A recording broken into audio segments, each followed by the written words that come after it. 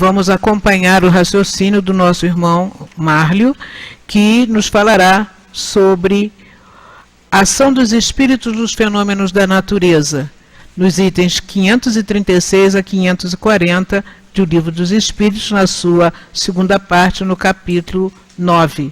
E também, no momento do passe, a nossa irmã Regina Peixoto trará a sua contribuição em torno do capítulo 25 de O Evangelho segundo o Espiritismo, Buscai e achareis, nos temas de 1 a 5, Ajuda-te e o céu te ajudará.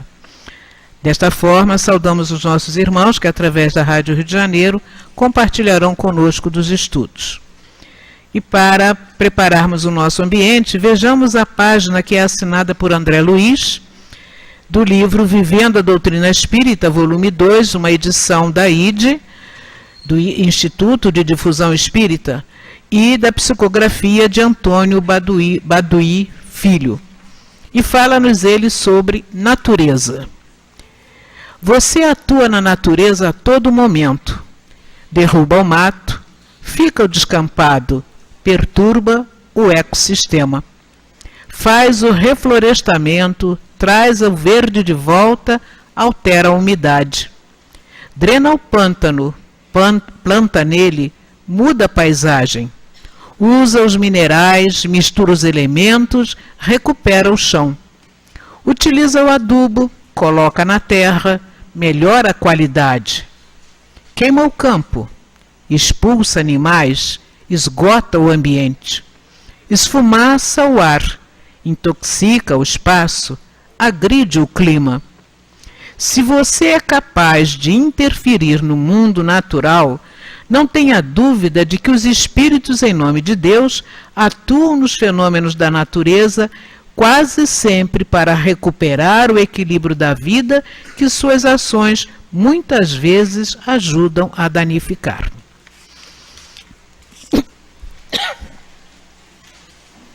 Façamos então a nossa prece neste momento, meus irmãos. Jesus amigo, agradecemos por aqui ter chegado na noite de hoje para compartilharmos destes momentos de estudo que aqui serão realizados e que envolverão tantos outros corações que compartilham da necessidade do conhecimento para que, nos aprimorando, continuemos caminhando na direção do nosso progresso. Abençoa-nos, pois, esta noite, este momento. Abençoa o nosso irmão Márlio, a nossa irmã Regina, que vão conduzir os nossos raciocínios. E permite, Senhor, que sob a tua vibração, sob o amparo e assistência desses benfeitores que nos envolvem, mas, sobretudo, sob a misericórdia infinita de Deus e o seu amor, possamos, de nossa parte, considerar iniciado o nosso trabalho de estudos e passes da noite de hoje. Mas, Senhor, mantenha sobre nós a vibração do teu amor, pois muito necessitamos de ti. Graças a Deus. Como dissemos, meus irmãos, temos para estudo as questões 536 a 540 do nosso Livro dos Espíritos, Ação dos Espíritos nos Fenômenos da Natureza. Questão 536. Os grandes fenômenos da natureza, aqueles que são considerados como uma perturbação dos elementos, são devidos a causas fortuitas ou têm todos um objetivo providencial? Tudo tem uma razão de ser e nada acontece sem a permissão de Deus. Vamos ao item B. Concebemos perfeitamente que a vontade de Deus seja a causa primeira, nisto como em todas as coisas. Porém, como sabemos que os espíritos têm uma ação sobre a matéria e que são os agentes da vontade de Deus, perguntamos se alguns dentre eles não exerceriam uma influência sobre os elementos para agitá-los, acalmá-los ou dirigi-los. Mas é evidente, Deus não exerce uma ação direta sobre a matéria. Ele tem seus agentes devotados em todos os graus da escala dos mundos. Vamos à questão 538. Os espíritos que presidem aos fenômenos da natureza formam uma categoria especial no mundo espiritual? são seres à parte ou espíritos que foram encarnados como nós, que o serão ou que o foram. Item A. Esses espíritos pertencem às ordens superiores ou inferiores da hierarquia espiritual. Isso depende de seu papel ser mais ou menos material ou inteligente. Uns comandam e outros executam. 539. Na produção de certos fenômenos, das tempestades, por exemplo, é um único espírito que age ou se reúnem em massa? Em massas inumeráveis. 540 e última. Os espíritos que exercem uma ação sobre os fenômenos da natureza agem com conhecimento de causa, em virtude de seu livre-arbítrio ou por um impulso instintivo e irrefletido? Uns sim, outros não. Os espíritos mais atrasados são úteis ao conjunto. Primeiramente, executam. Mais tarde, quando sua inteligência estiver mais desenvolvida, comandarão e dirigirão as coisas do mundo material. Mais tarde ainda, poderão dirigir as coisas do mundo moral. É assim que tudo serve, tudo se encadeia na natureza. Passamos então a palavra ao nosso irmão Márlio, para quem rogamos as melhores vibrações de apoio. E que Deus o abençoe. Obrigado. Boa noite a todos. Que Jesus possa nos abençoar a reunião. Boa noite também aos irmãos que nos acompanham pela Rádio Rio de Janeiro e também pela internet. E como foi adiantado pela nossa companheira Yara, nós vamos pensar juntos essas questões da intervenção dos espíritos nos fenômenos da natureza. Eu confesso a vocês que quando eu olhei o tema que caiu para mim, eu falei, meu Deus do céu, parece que me escolheram aqui como um castigo, porque o tema é difícil. O troço complicado para falar sobre isso. Até porque a espiritualidade que responde, ela busca, de uma certa forma, nos dar informações que estão muito acima da nossa capacidade de compreensão. Tanto que eles falam, mais tarde vocês vão entender, porque ainda temos uma dificuldade grande de compreensão da ação dos espíritos sobre o mundo material e principalmente sobre os fenômenos da natureza. Mas essa página de André Luiz, ela é fantástica, porque ela mostra como nós, homens, humanidade, e nós somos espíritos encarnados. Eu acho curioso, eu gosto sempre de repetir isso, que volta e meia eu escuto alguém falar o meu espírito. Eu falei, você não tem um espírito, você é um espírito. A gente fala como se fossem coisas diferentes, uma dualidade, o ser encarnado e espírito. Nós somos espíritos.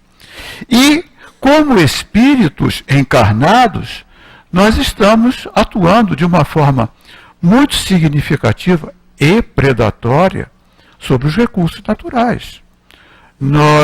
Agora, recentemente, saíram algumas informações que são preocupantes, muito preocupantes. Há um questionamento muito grande sobre isso, porque interesses econômicos são mexidos e partes políticas. Então, há um desencontro de informações e de opiniões motivadas exatamente por essas questões. Existe um xiitismo ecológico e existe uma negligência muito grande também com as questões ecológicas. Como diz a sabedoria oriental, a verdade caminha pelo meio.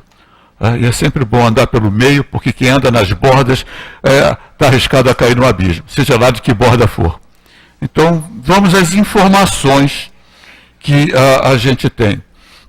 Os recursos naturais, eles não são inesgotáveis, mas são renováveis. Eles se renovam. E eles têm um tempo de renovação. Da mesma forma como você planta uma árvore, ela tem um tempo de semente a se tornar árvore, tem um tempo de renovação. Esse tempo de renovação anual, ou seja, a quantidade de recursos renováveis anualmente, já se esgotou no mês de julho. Ou seja, o que deveria ser consumido e renovado durante um ano, já se esgotou. É como se a gente tivesse entrado no cheque especial. Durante 5 meses do ano, ou seja, já a partir de agosto, nós já estamos no vermelho no que diz respeito à renovação de recursos naturais. E eu fui fazer pesquisa. Já que me sobrou uma tranqueira dessa, deixa eu me calçar em pesquisa. E olha que coisa curiosa, porque aí é que a gente toma contato com a nossa responsabilidade no que diz respeito às alterações do meio ambiente, e depois a gente vai entrar na participação dos espíritos nessa ajuda ou nessa intervenção para diminuir o impacto das nossas ações. E a gente se diz seres inteligentes. Pois bem, no que diz respeito a... Eu peguei só árvores, só questão de árvores. No que diz respeito à destruição humana, já foram destruídas no planeta metade de todas as árvores. Metade. A continuar no ritmo que está, em 300, 400 anos nós não teremos mais uma árvore. A continuar no ritmo que está. Isso são dados que eu fui buscar. E aí eu fui ver a importância de uma árvore. Por que uma árvore é tão importante? A gente sabe que a árvore é importante, mas qual é a importância de uma árvore? Pois bem, uma árvore, em um ano, ela absorve 22 quilos de gás carbônico. Ou seja, ela transforma 22 quilos de gás carbônico. E um carro, que é um dos menores produtores de gás carbônico de toda a cadeia produtora de gás carbônico, fábricas que consomem carvão, produzem energia, caminhões, uma série de coisas. Eu peguei o carro. Tá? Um carro emite cerca de 250 gramas de gás carbônico por quilômetro rodado. 250 gramas de gás carbônico por quilômetro rodado. Ou seja, se eu sei fazer contas, produz 1 quilo de gás carbônico a cada 4 quilômetros. Ora, então em 88 quilômetros, ele emite 22 quilos de gás carbônico. Certo?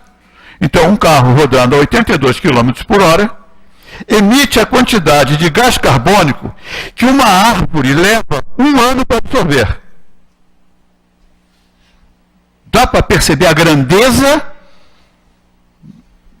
e a importância da árvore. A coitadinha da árvore leva 1 ano para absorver o que um carro a 80 km, 88, 90 km por hora leva para emitir. Por isso nós temos esse problema do efeito estufa, da emissão de gás carbônico, porque as árvores não estão conseguindo dar conta da neutralização através do fenômeno da fotossíntese e fazendo a transformação de gás carbônico em oxigênio. E aí nós vamos ver no oxigênio a importância de uma árvore. Cada árvore produz oxigênio para 2 pessoas. Ou seja, uma árvore supre 2 pessoas. Nós somos 7 bilhões e burdoada. Tá? Um ser humano em repouso, assim como a gente está aqui, tranquilo, né? Bacana, consome 15 litros de oxigênio por hora. Pô, vê se economiza, tá? Melhora isso, segura um pouco, tá? 15 litros de oxigênio por hora. Tá? Um maratonista em exercício, um maratonista correndo uma maratona, consome 154 litros de oxigênio por hora. Tá? Mas aí é maratonista, acredito que a maioria de nós aqui não é. Então, nós consumimos 15 litros de oxigênio por hora. E uma árvore supre 2 pessoas.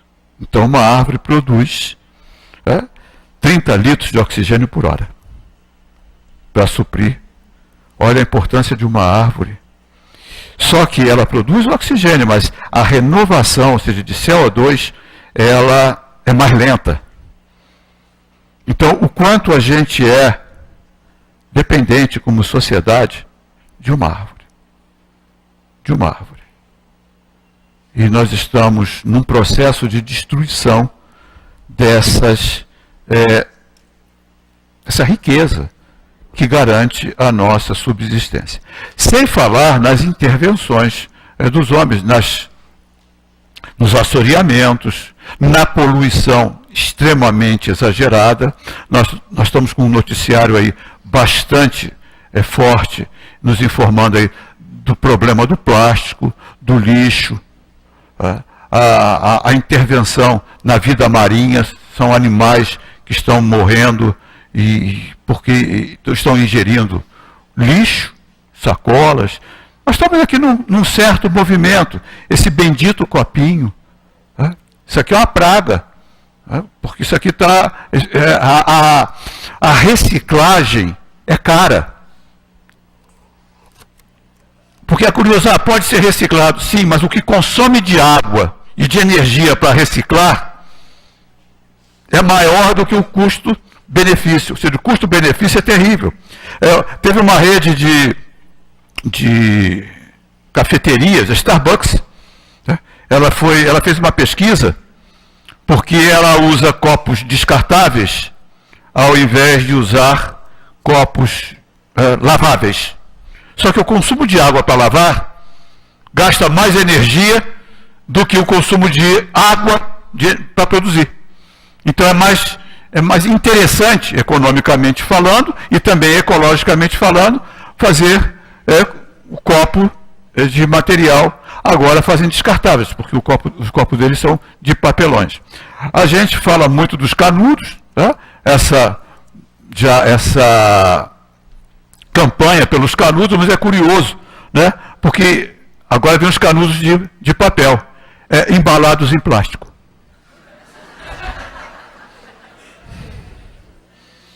Porque o pacote vem embalado em plástico. Mas a gente está consciente. A gente já está consciente. Né? O lixo que é jogado, não reciclado, está assoreando rios, mudando o clima. São Paulo, por exemplo, São Paulo era conhecida como a terra da garoa. Era. Hoje é dos temporais.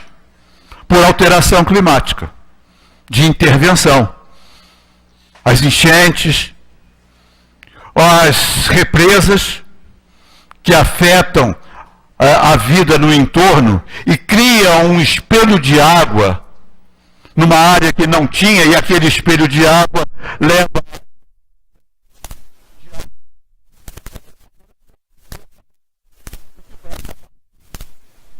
segundo alguns pesquisadores, causando temporais, mudanças climáticas, não só nas regiões longe, às vezes, daquela reserva, daquela represa.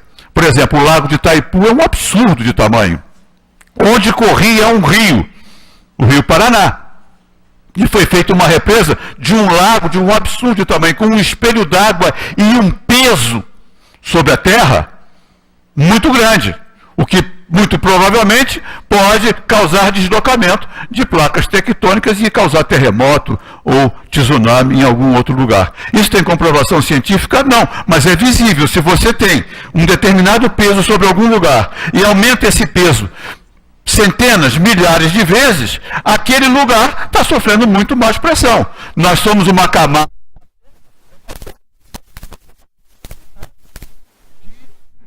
material sólido. Por isso nós temos os terremotos, que é o deslizamento das placas tectônicas. E quanto mais peso a gente coloca em algum lugar, certamente aquela pressão vai ser espalhada para outros lugares.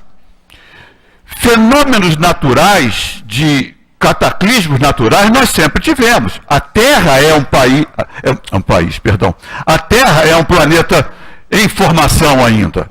Nós somos um planeta relativamente novo dentro do universo, desse universo que nós conhecemos, que tem aproximadamente 13,5, 14 bilhões de anos, porque ele está em expansão. O que tinha antes, o que aconteceu, ainda é para a ciência é um enigma, mas que o universo está em expansão, está em expansão. Se ele está em expansão, se a gente encolhe, vai chegar num ponto a mais ou menos alguns 15 bilhões de anos atrás. E a Terra tem 4 bilhões de anos, 4 bilhões e meio de anos. Então é um planeta relativamente novo.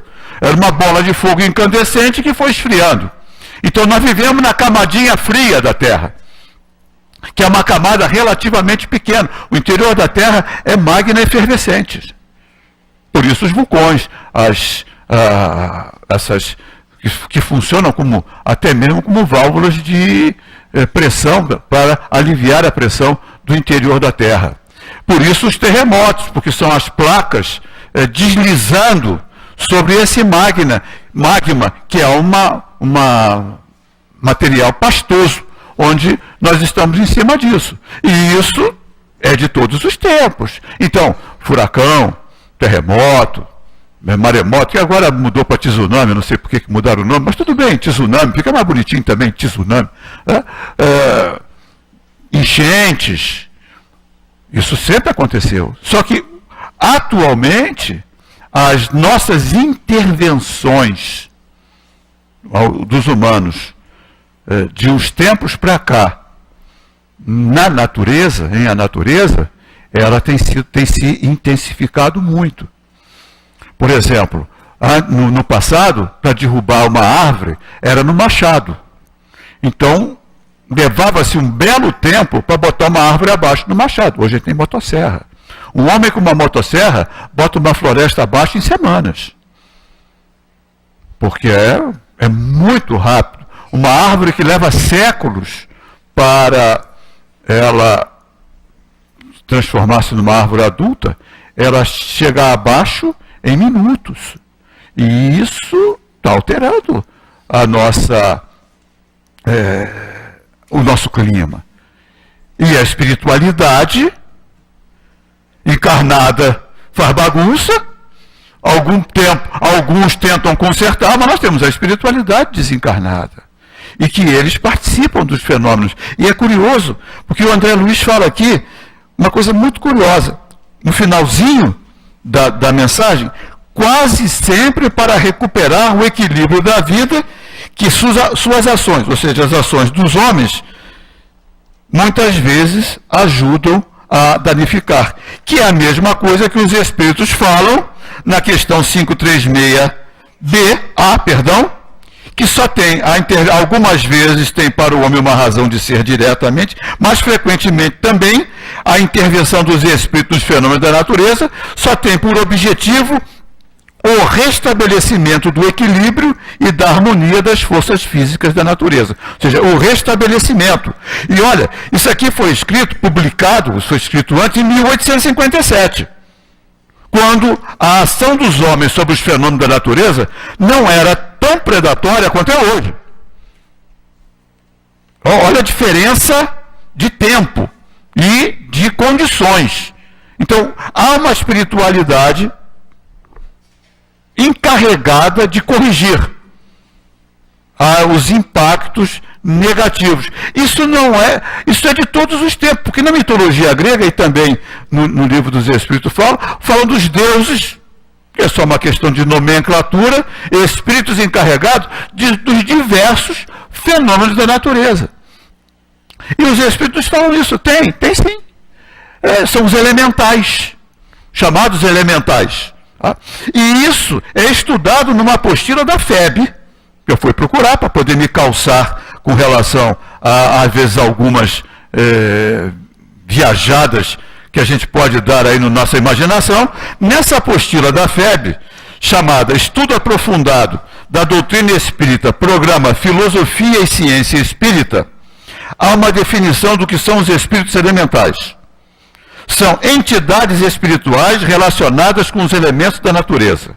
São as energias espirituais que habitam e controlam os elementos. Também conhecidos como fadas, gnomos, duendes, silfos, ou seja, entidades espirituais que, sob a direção dos espíritos superiores, agem sobre os fenômenos da natureza no sentido de reduzir os impactos desses fenômenos. E às vezes a gente percebe isso, não sei se... Eu acredito que a sensibilidade de todo mundo já deve ter percebido isso, que depois de uma tempestade forte, o ar fica mais leve. A gente fica mais leve. É claro que causam danos, tem deslizamentos, isso aí é outra história. Isso é ação do homem. Porque na filosofia, e tem um filósofo curioso que ele estuda isso, eu acho interessante, que a gente chama tudo de drama, de tragédia. Tudo é uma tragédia. Na realidade, há uma diferença entre tragédia e drama, filosoficamente falando. É o Mário Sérgio Cortella que estuda isso, eu achei muito interessante essa reflexão dele. Tragédia vem do grego. Tá? As tragédias, as intervenções dos deuses, causadas pelos deuses. Então, são as tragédias. E os dramas são os danos causados pelos homens. E a gente confunde tragédia com drama. Tragédias são dos deuses. Então, um grande temporal é uma tragédia, digamos assim. Aconteceu há algum tempo na nossa serra aqui, Fluminense, um temporal enorme com uma devastação muito grande. Tá? Uma tragédia, porque um temporal daqueles causaria problema em tudo quanto é lugar do mundo. Mas muitos dramas, porque as construções irregulares nas encostas, o desmatamento, isso é a ação do homem. Então, a tragédia...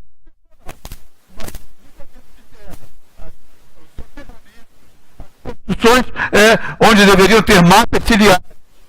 Isso é drama. Porque são os homens que interviram. Então, quando nós temos uma enchente no Rio de Janeiro, e o Rio de Janeiro é uma cidade que desemboca no mar, ou seja, montanha, mar, e nós temos vários rios que cortam a cidade. Quando chove,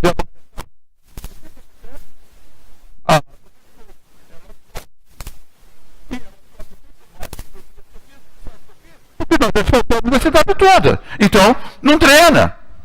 No passado, enchia, mas a gente tinha paralelepípedo. Paralelepípedo tem espaço. Perto do Centro de Convenções Sul-América. E ali, durante um período, foi instalado o Comitê Olímpico. E tinha um jardim imenso do lado do Centro de Convenções. Bonito. Grama, bonito. Sabe o que fizeram? Asfaltaram para fazer estacionamento. Ora, Praça da Bandeira, que já não é exatamente um local seguro no que diz, até melhorou. Tá? O pessoal fala mal da Praça da Bandeira, mas Jardim Botânico, Gávea, tá? É bem pior. Só que lá é Zona Sul, então é diferente. Subúrbio é subúrbio, né? Praça da Bandeira. Tá? Mas lá na Zona Sul, não, houve uma enchente aqui. Quando é Praça da Bandeira é um escândalo. Tá? E há muito tempo que não enche. Tomara que continue. Mas aquilo ali é a ação do homem. Por quê? Porque numa chuva muito forte, aquele enorme gramado que serviria para drenar.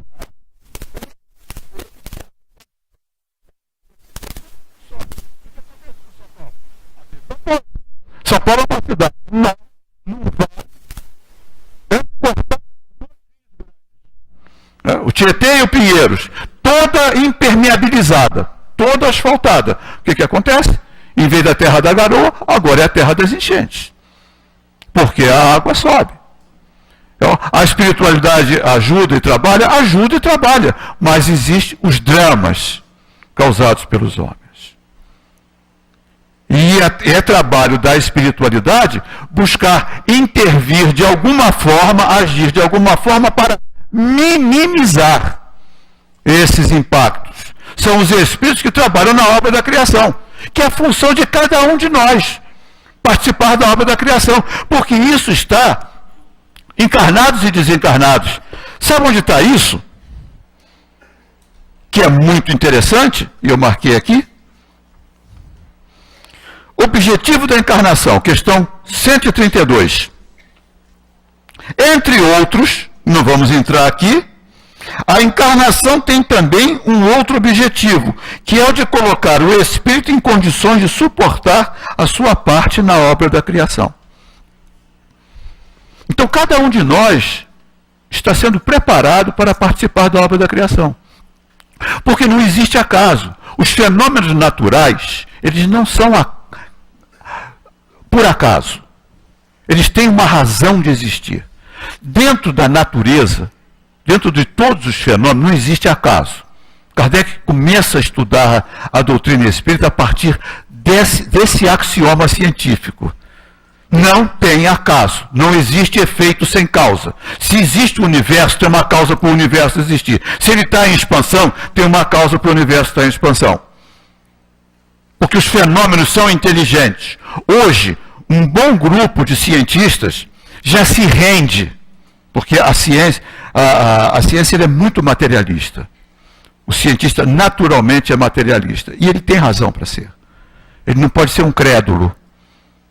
Porque a credulidade leva ao fanatismo e à aceitação de inverdades. E o cientista ele precisa da comprovação para que a sua pesquisa se torne um objeto possa ser comprovada. Uma ciência ela evolui através de fatos novos.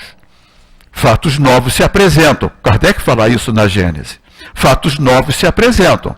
As ciências do seu tempo não explicavam esses fatos novos. Movimentação das mesas, comunicabilidade dos espíritos. Então é preciso uma investigação. O cientista, quando ele se depara com um fato novo, que os paradigmas das suas ciências não explicam, ele vai investigar, vai levantar hipóteses para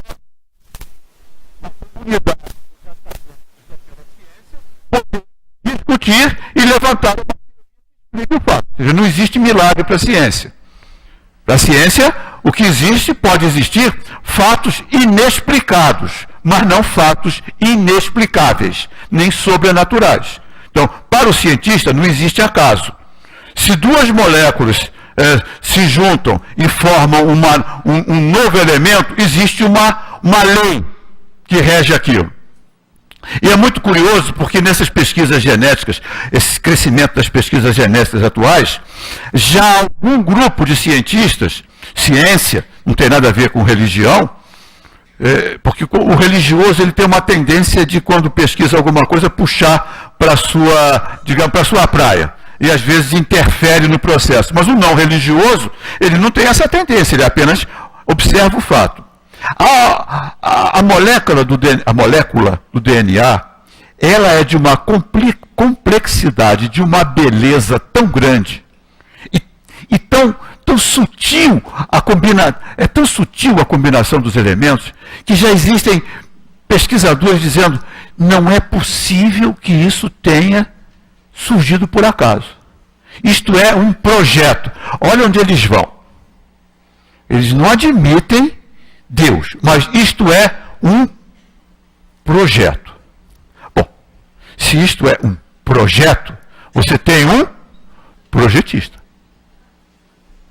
Não tem como. Como é que um projeto surge por acaso? Se eu chegar para vocês e disser que isso aqui surgiu por acaso, vocês vão, no mínimo, botar meu nome ali na caixinha de desobsessão, fazer uma prece por mim. O que, aliás, eu agradeço e podem colocar, mas não por isso.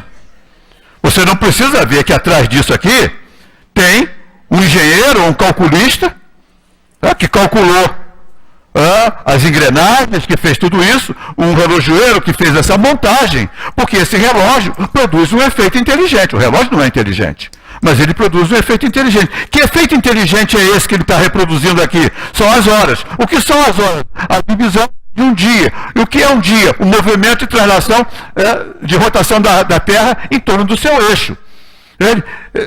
E o que é um ano? O movimento da Terra de translação em torno do Sol. Então são fenômenos que se repetem, são fenômenos inteligentes. O Sol é inteligente, a Terra é inteligente? Não. Mas o projetista é. Por isso você pode mensurar. Porque há um projetista. Agora, quer chamar de Deus, Alá,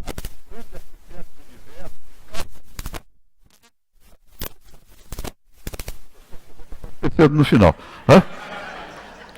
abrir uma parêntese aqui, porque eu vou me empolgando, chegando no final, eu levo o cartão vermelho e eu vou esquecendo. Então, parabéns aos pais, e mantendo o parêntese aberto, na lembrança de José, pai de Jesus. Tão esquecido, né? A gente só fala de Maria, claro, Maria, tudo bem, né? Mas a gente esqueceu de José. Né? José que ali, junto com Jesus, ensinou as primeiras, a sua profissão a Jesus, o iniciou talvez nos seus primeiros passos. José, o carpinteiro, tão humilde, que a história até quase que o esquece. Então, na figura de José, tá? A minha homenagem aos pais, aos avós, aos que não são pais, e aquelas mães que são pais também, porque tem muita mãe e pai por aí. Tá? Fecha parênteses. Voltando para lá, me perdi onde eu estava, mas a gente começa de novo. Então, falando do projetista, obrigado. Sempre é bom ter socorro espiritual ao lado, porque quando a gente se perde, vem logo um recurso. Então, nós estamos falando do projetista. Então, nada em a natureza é por acaso. Portanto, os fenômenos naturais, ou seja, esses fenômenos de chuva, enchente, que são fenômenos que pertencem à fenomenologia do planeta, eles têm uma razão de ser. Então, as chuvas que vão irrigar, os rios, tudo isso tem uma razão de ser. E tudo isso tem um controle. Controle de quem? Da espiritualidade. Os espíritos superiores, está lá, os espíritos perfeitos, está lá na escala espírita. Tá? Espíritos puros, questão 113. São os mensageiros e os ministros de Deus, cujas ordens executam para a manutenção da harmonia universal. Comandam todos os espíritos que lhes são inferiores. Ajudam-nos a se aperfeiçoar e designam sua missão. Então nós temos uma espiritualidade no controle e nós temos uma espiritualidade trabalhando. Muitas vezes trabalhando até sem noção do que estão fazendo. Porque não tem conhecimento ainda, mas são úteis. Então você imagina, por exemplo, um pedreiro, e é uma profissão tão digna quanto qualquer outra, construindo uma usina nuclear. Ele não tem noção, né? Teoricamente, ele não tem a menor ideia de como é a fissão de um átomo, de como funciona uma usina nuclear, mas ele participa da obra da criação, da usina nuclear. Então, muitos espíritos estão participando da manutenção, do equilíbrio, da ordem e da reparação desses fenômenos. Eu até achei curioso que nessa minha pesquisa eu bati com uma fundação chamada Fundação Cacique Cobra Coral. Acho que você Maria deve ter ouvido falar. Né?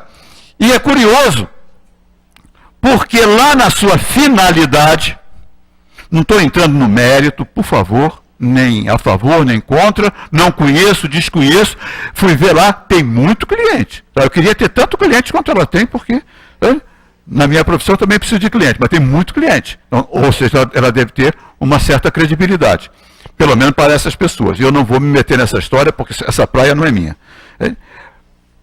Na definição, intervir nos desequilíbrios provocados pelo homem na natureza.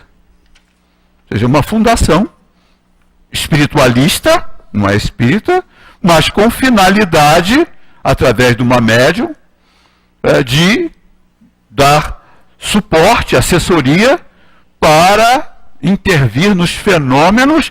Curioso, que é a mesma coisa que os espíritos disseram para a gente, nos desequilíbrios provocados pelo homem na natureza. Então, o que a gente pode chegar aqui, e levando para o final da questão 540, que é a questão que está aqui no finalzinho, mas que ela foi, talvez por uma questão de espaço, reduzida. Os espíritos dizem assim: tudo serve, tudo se encadeia na natureza. Desde o átomo primitivo até o arcanjo, que começou ele próprio pelo átomo. A admirável lei de harmonia, que vosso espírito limitado ainda não pôde apreender o conjunto. Então existem ensinamentos, existem conhecimentos sobre o mecanismo de funcionamento, principalmente da ação dos espíritos sobre a lei, sobre os fenômenos naturais, que ainda nos são, digamos, desconhecidos. E não são desconhecidos porque existe uma proibição. Não existe proibição. Existe limitação da capacidade de compreensão. Nós ainda não nos desenvolvemos intelectualmente para compreender determinadas leis e determinados fenômenos que são regidos pelas questões espirituais, mas que os espíritos dizem, olha, ainda são desconhecidos. Há uma lei que encadeia tudo, do átomo ao arcanjo. Existe um projeto, existe uma razão de ser, existe uma organização perfeita. Porque se Deus é a causa primária e a inteligência suprema, tudo o que acontece tem uma razão de ser. Inteligente e perfeita. Porque daí vem o conceito de perfeição. Se a inteligência é suprema, nada lhe pode ser superior. Se alguma inteligência fosse superior à suprema, esse negócio de supremo também às vezes me deixa meio arrepiado, mas é outra história. Né? Mas se fosse superior à suprema inteligência, esse que seria Deus. Então, a inteligência suprema produziu a obra perfeita, ou o projeto perfeito. Porque ele não pode ser aperfeiçoado. Só que as criaturas, nós ainda estamos num nível de evolução ainda relativamente pequeno. Nós entramos no processo de civilização ou de humanização como espíritos que andamos transitando pelos reinos inferiores da criação aproximadamente 200 mil anos. Aproximadamente 200 mil anos. André Luiz, no livro Evolução em Dois Mundos, ele fala desse átomo ao arcanjo. Então ele fala que as fases pré-humanas, está lá em Evolução em Dois Mundos, André Luiz, do zero, do simples ignorante, até entrar na fase de humanização, o princípio inteligente ele transita pelos reinos inferiores da criação.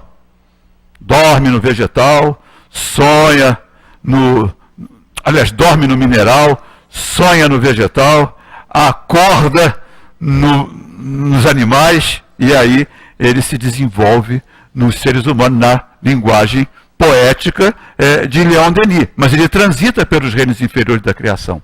Nesse trânsito, o princípio inteligente leva aproximadamente 1 bilhão e meio de anos. Está lá em Evolução em Dois Mundos. E na fase de humanização que estamos hoje, nós temos 200 mil anos.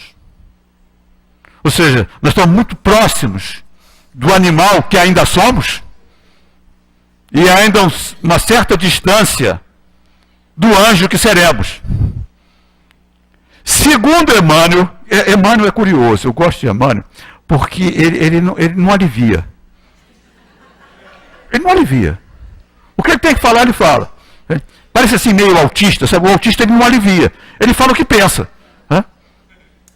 Aí perguntaram a Emmanuel qual é a distância do humano para o anjo. Ele basicamente a da ameba para o humano. Eu falei, puxa, que motivação, né? Motiva isso, ou seja, a distância da ameba para o ser humano é igual a do ser humano para o anjo. Então tem chão pela frente. O que mostra o quê? Que nós estamos na infância. 200 mil anos. E a ciência mais ou menos diz isso, porque o Homo sapiens tem 200 mil anos na Terra, aproximadamente. Tem lá uma ou outra divergência, mas aproximadamente 200 mil anos. Então bate. Tá? Com a informação de André Luiz. E André Luiz tem essa informação antes da ciência.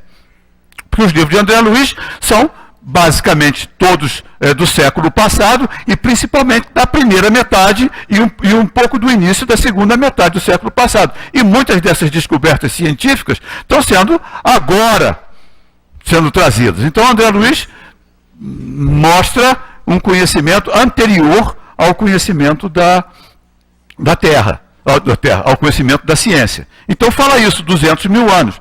Então se nós formos comparar 200 mil anos com uma jornada ainda pela frente, nós estamos muito no início dessa caminhada.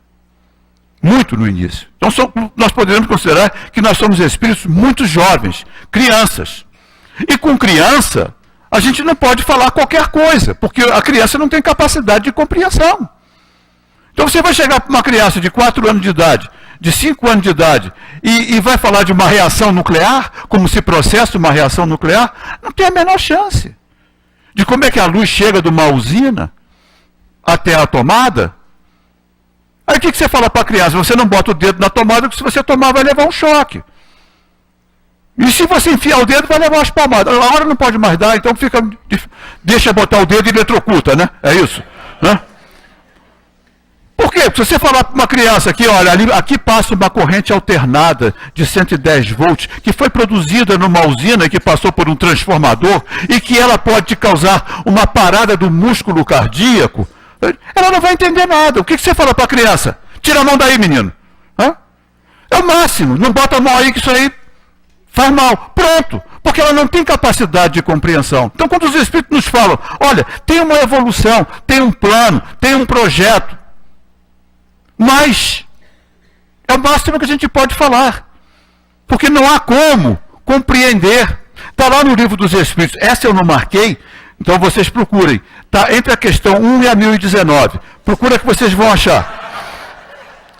Que fala que o Espírito, que as verdades se revelam à medida que o Espírito se depura. Olha que coisa curiosa. O conhecimento é acessível à medida que o Espírito evolui. Não é assim na escola. O conhecimento vai sendo ministrado à medida que o Espírito vai ganhando maturidade dentro das séries escolares. Então, quando a criança está no maternal, quando a criança está nas primeiras séries, ela está ali num processo de alfabetização. Ela não tem a menor ideia do que juntar aquelas letras e fazer conta com aqueles algarismos. Que ferramenta vai ser útil para o seu desenvolvimento? Ela não tem a menor ideia. Quando a criança está aprendendo a ler, ela não tem a menor ideia de para que serve aquilo. Ela não faz não tem a menor noção. Por isso, às vezes, ela até refuga, para quem não gosta ou coisa que o valha, refuga no conhecimento, porque ela não faz ideia de quanto aquilo pode ser útil.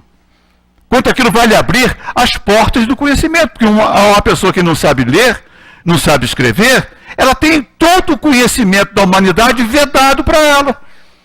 Porque ela não sabe ler e escrever.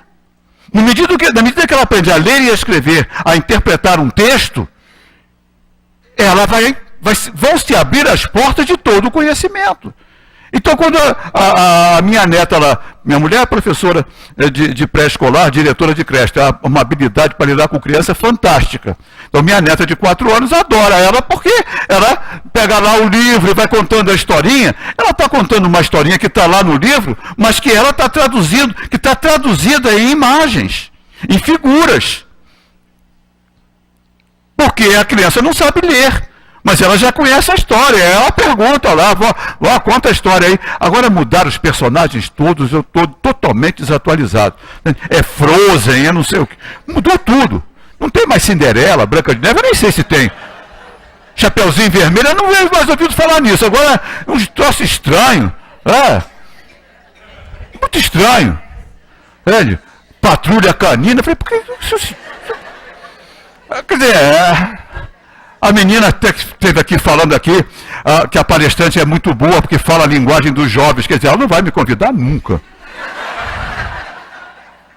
Nunca para fazer, porque eu teria que estar bastante atualizado nessa questão da linguagem, porque mudaram os personagens. Mas está lá no livro. Então ela vai ali destrinchando. Mas mais à frente é que ela vai poder ler. Mais à frente, vão se abrir as portas do conhecimento acumulado pela humanidade. À medida que a gente vai evoluindo, que a gente vai amadurecendo espiritualmente e moralmente, nós vamos galgando patamares de conhecimento mais aprofundados.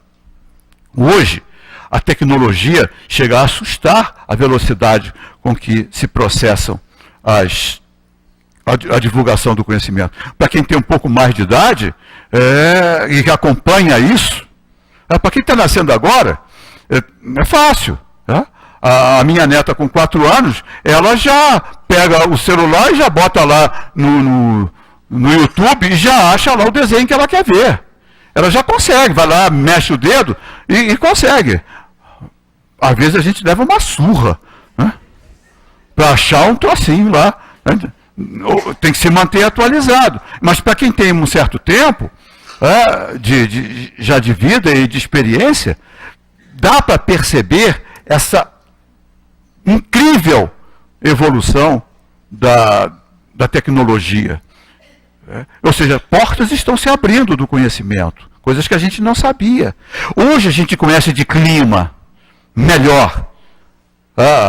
A previsão de clima no passado era feita pelo calo, né? O calo doía, vai chover, não tinha um negócio assim? Eu fui do interior, sou do interior. Tinha um negócio de calo, dói, né? Vai mudar o tempo. Pô, de calo por uma ciência já melhorou. Só que parece que tem calo que acerta mais que meteorologista, tá? Mas, hoje, o conhecimento da ciência é muito maior com relação aos fenômenos meteorológicos. O conhecimento do impacto do homem sobre a natureza também está sendo muito maior. É questionado, sem dúvida nenhuma, mas o questionamento é muito bom, é no questionamento que a gente vai aumentando o nosso conhecimento. É muito bom a gente discutir, sem levar isso para os extremismos, discutir essas questões. Faz parte do nosso processo de crescimento, nosso processo de amadurecimento. E aí as questões, os espíritos interferem, sim, interferem. Como interferem? A gente ainda não sabe. De alguma forma, magneticamente, eles interferem. Eles se utilizam dos elementais, dos espíritos superiores, se utilizam dos elementais para corrigir, dentro da medida da possibilidade, os nossos impactos nessa intervenção que nós estamos fazendo no clima. Porque nós estamos mudando o clima do planeta. O aquecimento do planeta, ele é uma realidade. O degelo das calotas polares é uma realidade. Não há como negar. Não há como negar que isso é uma realidade. O que isso vai impactar na nossa vida, a gente ainda não sabe. Mas se até agora a gente já destruiu metade das florestas, só sobrou metade. E a gente depende de uma árvore, cada 2 de nós depende de uma árvore. Para viver, cada 2 de nós depende de uma árvore. Então olha a importância de uma árvore. É para passar e pedir a bênção. Oh, obrigado. Porque olha a importância de uma árvore para a nossa sobrevivência. Sem oxigênio a gente não vive. E a gente está jogando árvore aí abaixo. Para quê? Para fazer móvel? Uma árvore que leva séculos, às vezes. Nós estamos entupindo os oceanos de porcaria. E rios. O rio Tietê, em São Paulo, é o primeiro rio sólido do mundo. Parece brincadeira, não faz muito tempo eu vi, uma pessoa tentou suicídio no rio Tietê e não conseguiu afundar. Não afundou. Foi mostrar na televisão. Bombeiro foi lá tirar. Ainda saiu xingando. Olha, a próxima vez que for tentar, faz em outro lugar, porque eu me contaminei todo dessa porcaria aqui. Aí teve que ser internado para tomar uma montanha de vacina. Porque ela não afundou. Olha o nível de poluição que está o rio. E olha aqui, passa aqui em qualquer rio nosso aqui, passa pelo Maracanã, é um esgoto. É um esgoto. Nós estamos fazendo isso com o nosso planeta. Nós estamos arrancando as matas ciliares, nós estamos destruindo para fazer pasto. A gente falou de um carro. Uma das maiores produtores de CO2, ou seja, gás carbônico no planeta, sabe o que é? Pum de boi. Gases emitidos pelos rebanhos. Porque é CO2. É gás carbônico. Quer dizer, cada boi que dá um pum, lá vai uma árvore entendo que dá trabalho. Agora, rebanhos de milhares, milhões, já imaginou aquilo tudo punzando? Pois é, está afetando. Afeta. O carro que a gente liga, vou de carro daqui para casa, deve ser uns 40 quilômetros. Lá vou gastar 11 quilos, já vou jogar 11 quilos de gás carbônico na atmosfera. Uma árvore vai levar meio ano para neutralizar o que o meu carro vai produzir em uma viagem de 40 quilômetros. Essa noção nos dá mais responsabilidade nas nossas ações. Nosso respeito à natureza. Os espíritos interferem? Sim, eles tentam corrigir, mas tem limite. Tem limite. E esse limite, nós estamos chegando muito próximo dele, que nós estamos sacando no vermelho, há mais, por 5 meses, a renovação dos recursos naturais que levam um ano. Tá? Que Jesus nos abençoe nas reflexões, porque são importantes. E nosso planeta depende de nós para nos continuar sendo uma casa acolhedora. Muito obrigado pela atenção, muita paz a todos.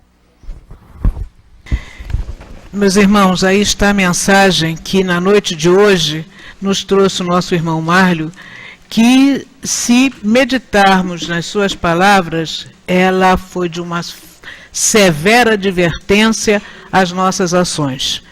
Como estamos atuando, como estamos complicando o nosso próprio viver, e não nos damos conta de que a misericórdia de Deus se manifesta em muitos momentos em que, como ele mesmo nos disse, nós reclamamos do que está acontecendo. Algumas vezes essas chuvas tão violentas, essas cargas energéticas, não é, que nos envolvem, é o trabalho da espiritualidade no sentido de queimar as emissões dos nossos pensamentos, ainda presos ao mal, a ideia de infelicitar a própria sociedade, e que os benfeitores amigos se movimentam no sentido de queimar essas vibrações para minimizar, até eu diria assim, o nosso próprio envenenamento dentro dessa atmosfera tão complicada. É de profunda advertência a mensagem que nos trouxe o nosso Márlio na noite de hoje. E eu vou solicitar a ele licença para fazer uma referência a um fenômeno que tivemos oportunidade de vivenciar alguns anos atrás aqui nesta casa, referente à questão 538, não é, quando ele nos fala a respeito dos elementais, se os espíritos que presidem aos fenômenos da natureza formam uma categoria especial no mundo espiritual. São seres à parte ou espíritos que foram encarnados como nós?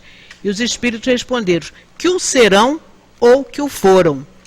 E alguns anos atrás, num desses temporais havidos aqui no Rio de Janeiro, estávamos em trabalhos aqui na casa, dirigido por um benfeitor da própria casa, o médium em desdobramento, e chovia cântaros. A casa estava cheia, porque estávamos em trabalho de socorro espiritual. E lá para as tantas, depois o médium, terminado o trabalho, nos comunicou o seguinte, que durante aquele temporal, ele só pensou, ele não solicitou ao mundo espiritual uma solução, uma orientação. Então, ele soltou a ideia, meu Deus, como essas pessoas vão sair daqui sob essa chuva? A cidade toda inundada, como é que isso vai ser? Acredito que eles têm que dormir aqui. Nesse instante, toda essa região, violentos raios caíram e violentos estrondos, até que um foi mais forte e ao término daquele movimento fez-se praticamente quase que um silêncio. A chuva foi diminuindo, e pensávamos nós, milagre, né? A chuva está melhorando. Então ele nos disse que naquele instante que ele emitiu o pensamento, percebeu sobre essa região uma nau, no plano espiritual. E uma nau conduzida por um comandante, e dentro dessa nau, grumetes, ou seja, espíritos ainda em processo de futuras encarnações com mais desenvolvimento espiritual. E o comandante disse para eles assim, tomem essa massa de nuvens e vamos nos dirigir para o oceano. E eles seguiram na direção, acompanhando a Serra da Tijuca, onde depois a chuva foi muito intensa, e nós chegamos a casa com tranquilidade, as ruas vazias, tivemos possibilidade de chegar a casa. Este é um fenômeno que estou relatando porque naquele momento eu estava vivenciando o trabalho com os companheiros, mas que nós não temos percepção, e nós estamos sob a bênção de Deus, o seu amparo, a sua assistência. Então temos que ter muito respeito por todos esses, não é? Por todas essas ações e, acima de tudo, avaliar como estamos agindo, porque temos que tomar a parte que nos toca na obra da criação e até das consequências dos nossos atos não muito felizes. Então vamos refletir muito no que nos disse o nosso Márlio na noite de hoje, reler todo o assunto, acompanhar a mensagem de André Luiz. Peçamos a Deus que sejamos profundamente felizes a contribuir para o reequilíbrio da vida, que às vezes nós estamos, como eles dizem aqui, como diz André Luiz, danificando por nosso livre-arbítrio. Que Deus então abençoe o nosso Márlio, que ele esteja conosco em outros momentos, trazendo a sua contribuição, e que nós pensemos, acima de tudo, em tudo isso, não é? Passemos então à segunda fase do nosso trabalho, que é o momento do passe, quando a nossa irmã Regina vai trazer a sua contribuição em torno do tema Buscai e achareis. E nos diz o Evangelho na noite de hoje: ajuda-te e o céu te ajudará. Mateus, no seu capítulo 7, versículos de 7 a 11, nos diz: pedi e vos será dado, buscai e achareis, batei a porta e se vos abrirá. Porque todo aquele que pede, recebe e o procura, encontra e se abrirá àquele que bate a porta. Qual é o homem dentre vós que dá uma pedra ao filho que lhe pede pão? Ou se ele lhe pedir um peixe, dar-lhe-á uma serpente? Ora, se vós, sendo maus como sois, sabeis dar boas coisas aos vossos filhos, com mais forte razão, vosso Pai que está nos céus dará os verdadeiros bens àqueles que os pedirem. E comenta Kardec: sob o ponto de vista terrestre, a máxima buscai e achareis é análoga a esta: ajuda-te e o céu te ajudará. É o princípio da lei do trabalho e, por consequência, da lei do progresso, porquanto o progresso é filho do trabalho, porque o trabalho põe em ação as forças da inteligência. Na infância da humanidade, o homem só aplica sua inteligência na busca do alimento, dos meios de se preservar do mau tempo e de se defender contra seus inimigos. Deus, porém, lhe deu, a mais do que ao animal, o desejo incessante do melhor, e é esse desejo do melhor que o impele para a procura dos meios de melhorar sua posição, que o conduz às descobertas, às invenções, ao aperfeiçoamento da ciência, porque é a ciência que lhe proporciona o que lhe falta. Por suas pesquisas, sua inteligência cresce, seu moral se depura. As necessidades do corpo sucedem às necessidades do espírito. Após o alimento material, é preciso o alimento espiritual. É assim que o homem passa da selvageria para a civilização. Entretanto, o progresso que cada homem realiza individualmente durante a vida é bem pouca coisa, imperceptível mesmo em um grande número deles. Como então a humanidade poderia progredir sem a pré-existência e sem a reexistência da alma? Se as almas deixassem a Terra todos os dias para não mais voltar, a humanidade se renovaria sem cessar com os elementos primitivos, tendo tudo a fazer, tudo a aprender. Não haveria, pois, razão para que o homem fosse mais avançado atualmente do que nos primeiros tempos do mundo, pois que a cada nascimento todo o trabalho intelectual teria que recomeçar. A alma, ao contrário, voltando com seu progresso realizado e adquirindo a cada existência alguma coisa a mais, passa gradualmente da barbárie à civilização material e desta à civilização moral.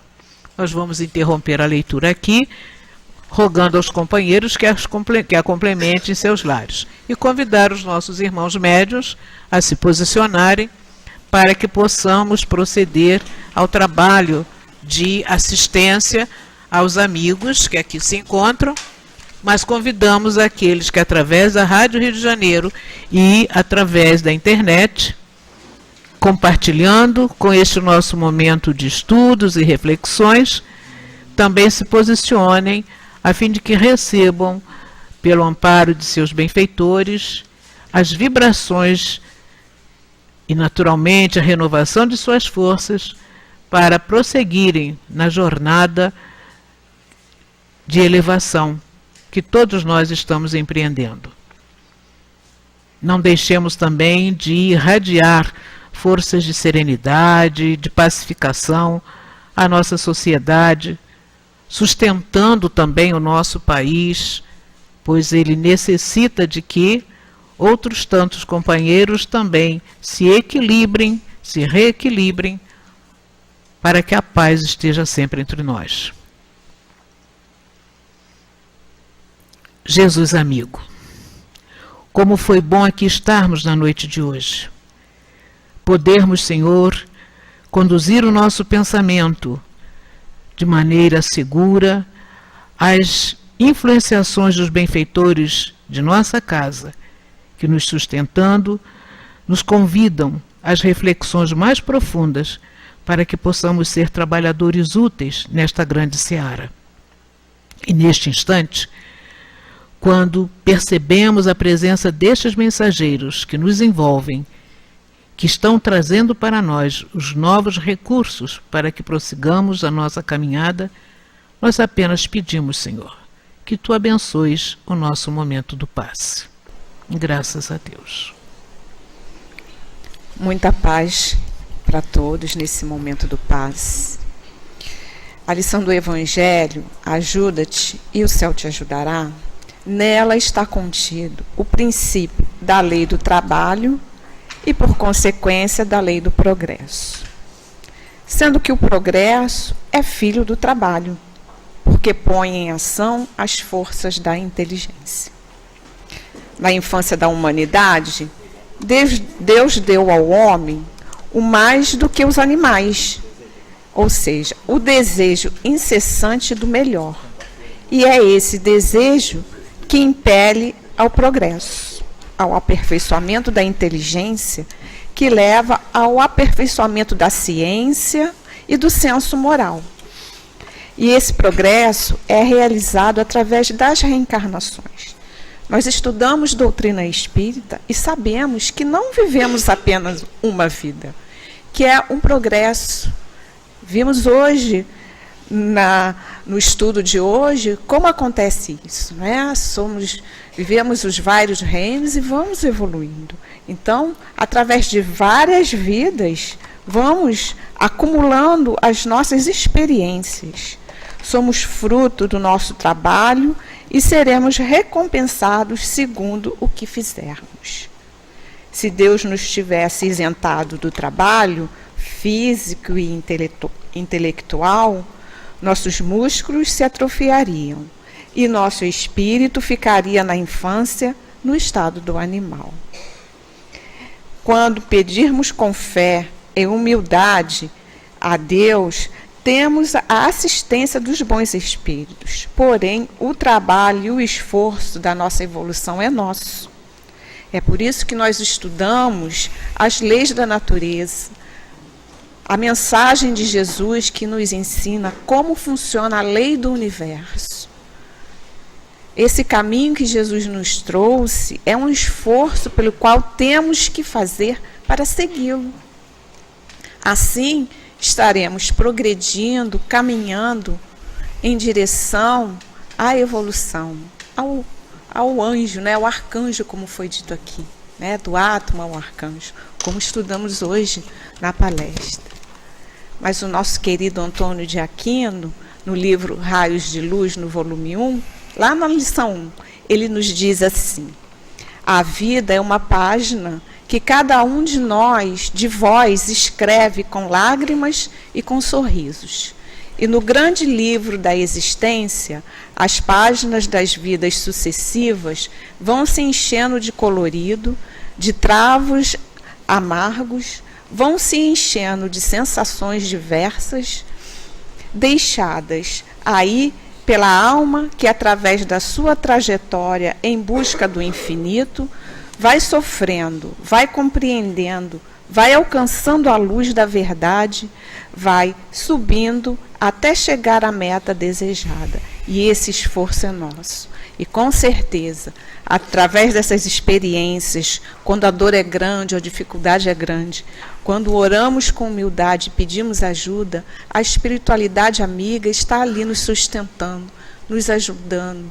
Se a nossa intenção é progredir, é ser melhor, buscar o caminho do bem, com certeza eles nos ajudarão, mas o esforço é nosso.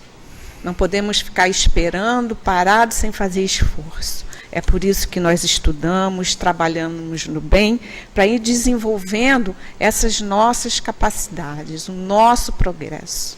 Somos espíritos imortais e caminhamos em direção à luz. E é uma trajetória cujo esforço é muito grande. Lembremos a questão 132 do Livro dos Espíritos. Qual o objetivo da encarnação dos espíritos? Deus lhe impõe a encarnação com o fim de fazê-lo chegar à perfeição.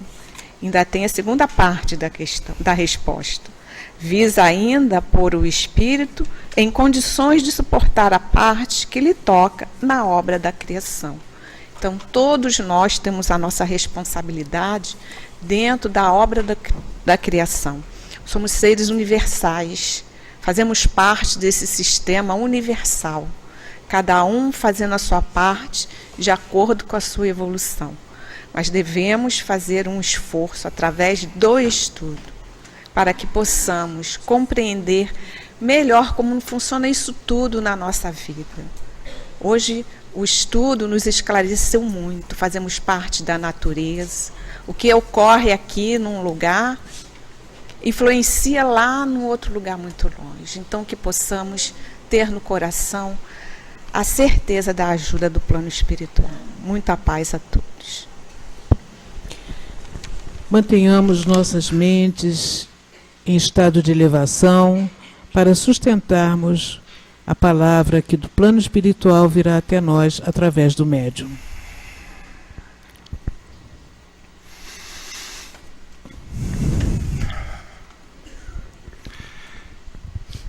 A terra é o lar abençoado que Deus deu a cada um de nós, para que nela pudéssemos, através da trajetória pelos caminhos da evolução, alcançarmos e aprimorarmos a inteligência e cada vez mais, através desse aprimoramento, reconhecermos em Deus o Criador e o Pai que nos deu a vida, que nos criou e que nos colocou a caminhar por este carreiro evolutivo, para nos transformarmos posteriormente num tempo, segundo a visão divina e não a nossa, em espíritos puros. E por isso mesmo, procuremos olhar a terra como um lar. Lar esse que deve ser cuidado, mantido limpo, asseado, para que não apenas os que estão neste momento, neste lar encarnado, possam usufruir das benesses que nele se encontra, mas pensemos todos nas futuras gerações que chegarão a este mundo, a este lar, para que também esses espíritos que retornarão um dia a este ambiente terreno possam encontrar nele todos os elementos necessários e adequados para o seu aprimoramento espiritual. Não nos esquecendo também que um dia os que ora estão encarnados retornarão pela reencarnação a este mundo, como nós que vos falamos, um dia novamente estaremos aqui reencarnados. Portanto, valorizando o momento em que se vive as mais diversas experiências neste mundo, aprendemos a olhar a Terra como um lar abençoado, concedido pelo Pai, pelo Criador, a cada um de nós, para que possamos crescer, evoluir, progredir, para um dia chegarmos à condição da sintonia plena com este Pai, com este Criador. Que este Pai nos abençoe a todos, nos envolva nas suas vibrações, na sua paz. Graças a Deus. Um espírito amigo. Graças a Deus. Jesus amigo, como foi bom aqui estarmos na noite de hoje. Como foi importante para todos nós, Senhor, sermos despertados para as nossas responsabilidades, sermos despertados, Senhor, na busca de novas direções a serem tomadas, a fim de que saibamos nos tornar instrumentos úteis do Teu amor no trato com a nossa casa, o planeta em que nos encontramos, mas, sobretudo, Senhor, nas relações que mantemos uns com os outros, onde procuraremos, acima de tudo, ser fraternos, ser, Senhor, aqueles que estaremos contribuindo para o crescimento coletivo na direção do nosso aprimoramento. Obrigado, Jesus. Obrigado às vozes que aqui nos vieram trazer esta mensagem de amor, esta mensagem de esclarecimento aos nossos corações. Retornaremos agora aos nossos pontos de origem e pedimos, Senhor, sejamos mantidos dentro dessa vibração de serenidade, de pacificação que aqui alcançamos, para que saibamos compartilhar com os nossos irmãos que dentro em breve encontraremos. Tudo isto que hoje nos alimentou a alma. E que amanhã, convocados mais uma vez ao serviço do bem, a mostrarmos, Senhor, tudo aquilo que já obtivemos com estes ensinamentos, saibamos ser, sempre cada vez mais, servidores humildes, mas servidores do bem acima de tudo. Pedimos que nos abençoes aos nossos companheiros com a tarefa da paternidade, que amanhã terão as comemorações e que recebam de todos nós as vibrações de muito apoio, de fortalecimento para que prossigam na tarefa que lhes coube nesta encarnação.